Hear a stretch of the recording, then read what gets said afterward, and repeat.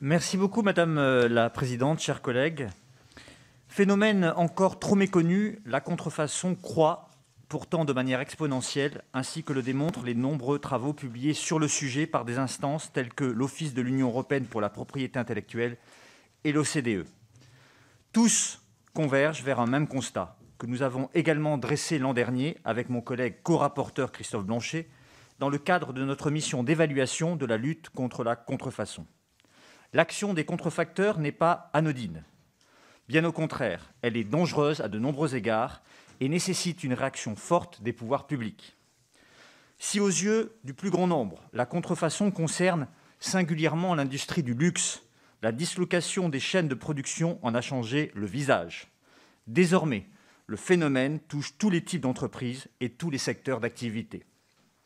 Ce crime du XXIe siècle, comme l'a qualifié l'Organisation mondiale des douanes, pose de graves problèmes de sécurité et de santé publique, notamment lorsqu'il concerne des médicaments falsifiés, des cigarettes ou des pièces automobiles contrefaites, pour ne citer que quelques exemples.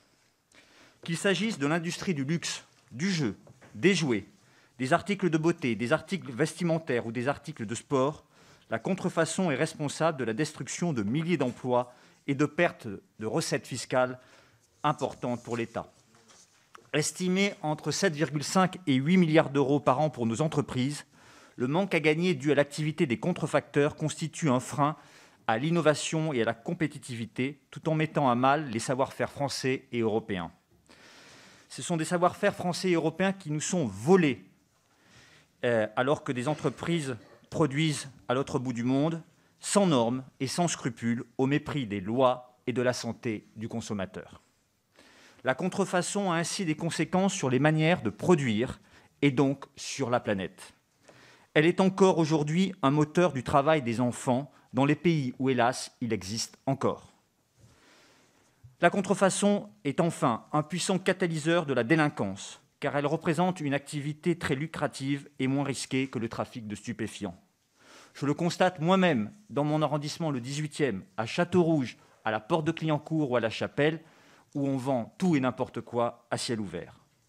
Comme nous l'avons montré avec mon collègue Christophe Blanchet et à l'occasion de nos travaux sur le sujet, la contrefaçon attire toutes sortes de délinquants. Ceux qui réalisent une contrefaçon de subsistance, au volume limité et aux seules fins d'accroître de manière modérée leurs revenus. Ceux qui contrefont à titre principal sur les marchés physiques et en ligne. Et enfin, la contrefaçon contrôlée par des réseaux criminels organisés, tant pour réaliser d'importants profits que pour blanchir ceux réalisés avec d'autres activités. La France, malheureusement, est le deuxième pays le plus victime des contrefacteurs après les États-Unis. Les saisies douanières, qui représentaient environ 200 000 articles interceptés en 1994, ont été multipliées par près de 30 pour atteindre 5,6 millions d'articles l'an passé. Cette expansion s'explique notamment par le développement d'Internet et des commerces en ligne qui représentent une belle opportunité pour nos entreprises, mais charrient aussi leur lot de produits contrefaits. En 2019, 39 millions de Français avaient utilisé Internet pour y réaliser des achats. Et c'était avant l'épidémie de Covid-19 qui a bousculé nos modes de consommation. Cette activité commerciale s'est également étendue aux réseaux sociaux qui sont devenus les relais des entreprises, mais aussi par effet miroir des contrefacteurs. Ce constat d'une progression fulgurante du phénomène a conduit les parlementaires que nous sommes à déposer une première proposition de loi en juin 2021, comptant 23 articles reprenant l'ensemble des recommandations du rapport d'information que nous avions rendu quelques mois plus tôt.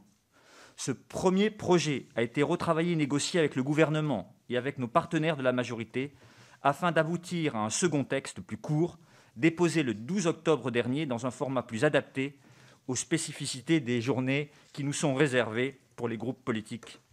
Je tiens à cet égard à remercier mon groupe Agir Ensemble pour l'inscription de ce texte à son ordre du jour. Notre Assemblée s'honore de reconnaître les nombreuses difficultés que pose la contrefaçon et je me réjouis que l'Assemblée nationale puisse débattre d'un sujet aussi important.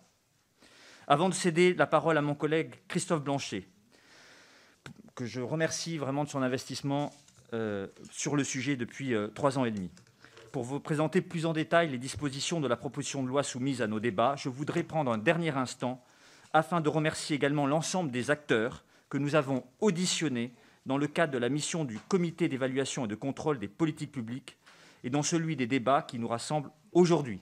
C'est 3 ans et demi d'engagement et de travail. Les délais ont été très courts, mais l'ensemble des acteurs s'est rapidement mobilisé pour nous permettre un examen serein de ces dispositions qui sont attendues tant par les grandes que par les petites et moyennes entreprises, mais plus largement qui concernent chacun et chacune d'entre nous.